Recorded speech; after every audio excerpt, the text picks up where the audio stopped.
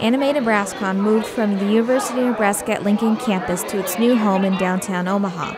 Anime NebraskaCon is an anime, gaming, Star Wars, just about, well, a lot of different things. It's a convention for lots of different types of fans. We broke over 1,000 last year, and the university campus just seemed a little bit small for us.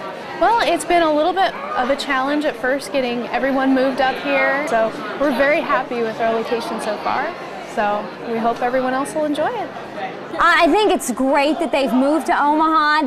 I've talked to them about it for a couple of years. They really needed to be able to expand, to get a bigger venue. The move to the Holiday Inn and Cocoa Keys Water Resort in Omaha has had a mostly positive reception by both vendors and attendees alike. We actually live in Omaha, so we don't even have to drive anymore, so it's great. Oh. It's both good and bad, I guess. I did kind of like the student center, but it looks like I really like this venue that they're at right now. I'm liking it so far. It's very nice. Now it's a spatial, it's more spatial, and it's not crowded everywhere. And I like it.